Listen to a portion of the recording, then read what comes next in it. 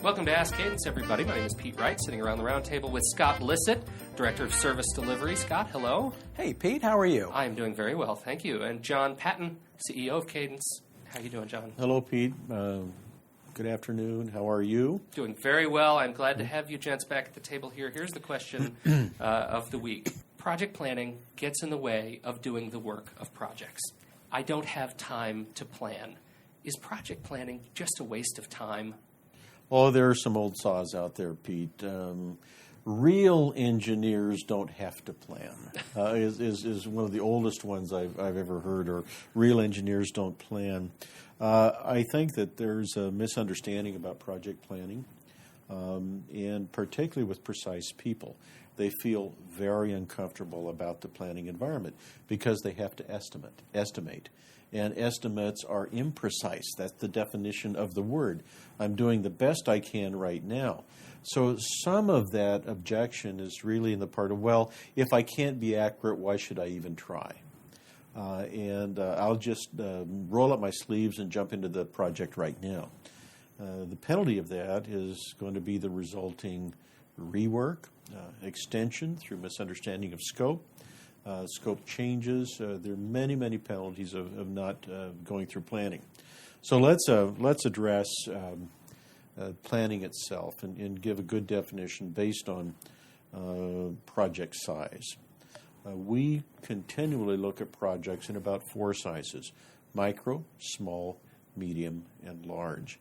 And let's just define them right now to keep things simple.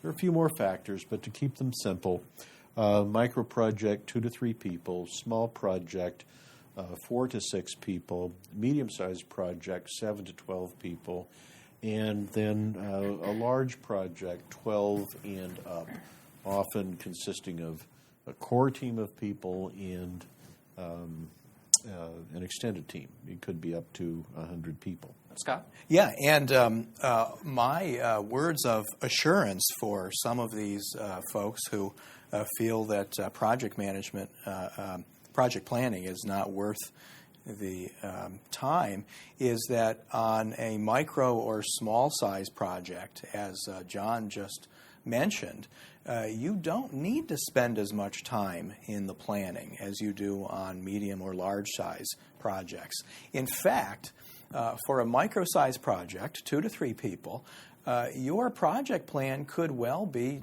1 page in length. And it doesn't take a lot of time to do that. For a small-size project, we could be talking 3 pages, and that would be perfectly adequate to then be able to effectively monitor and control the project. You know, we talked last week about the work breakdown structure and the power that the work breakdown structure has in the planning process. And in that context, we talked about some of the other plan elements. I wonder if it's worth walking through the things you need to really focus on in the planning process for each of these sizes.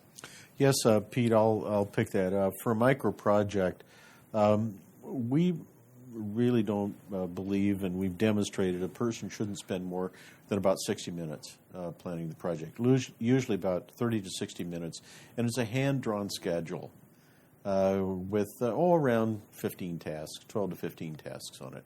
Break it down enough so that each task is something that one person can do without involving others. A small project, as Scott said, 3 pages, maybe 4, has an objective statement, a scope statement, a responsibility matrix, and a schedule. Now, we talked last week of the work breakdown structure.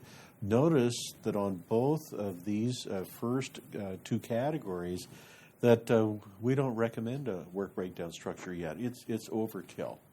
But then as we get into medium and larger size projects, there's a concern that arises that says, have we thought of all the work to be done? So that's where we bring in the work breakdown structure. Certainly a budget becomes more critical as you get into medium and larger size projects. And then the project control mechanisms of risk management and scope change control. You mentioned something that I latched onto, John. I want to see if you could talk a little bit more about it. When you're breaking down this level of work, you're breaking it down to a task is something that one person can do without involving others. Is that consistent in building the work breakdown structure? No, it isn't, Pete. That's just a special item for micro-project environments.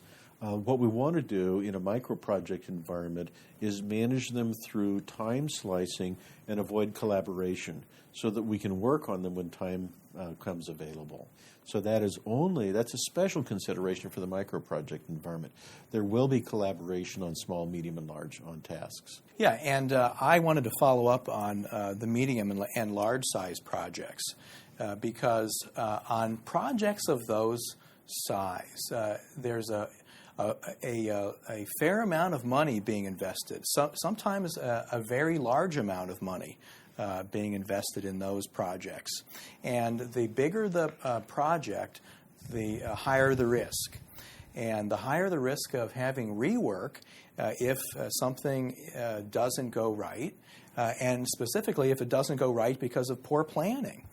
And so if you think that you're going to save money by skimping on planning for a medium or large size project, think instead about the cost of rework involved, because the cost of planning will almost always be less than the cost of having to fix a problem after it's happened.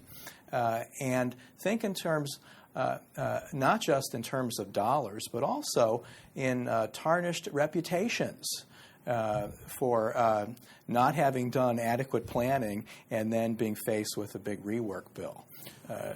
Yeah, Scott, these are career enders, right? Yeah, Scott, you're just so right here.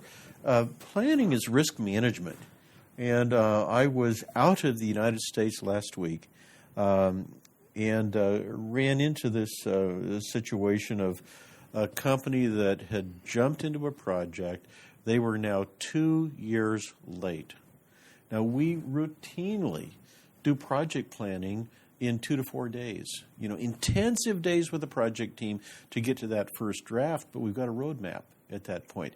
It doesn't need to take months to plan, and you don't need to stop project work to plan. All you need to do is dedicate some regular time to getting the planning done, close out the plan, and then after that, it's updating the plan.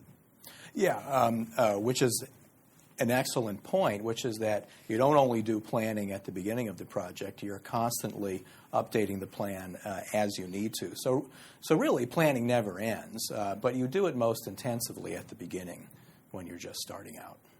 So planning is not a waste of time, everybody. Invest the time, do it up front, and when you're finished with that, join us next week for another Ask Cadence. Thank you very much.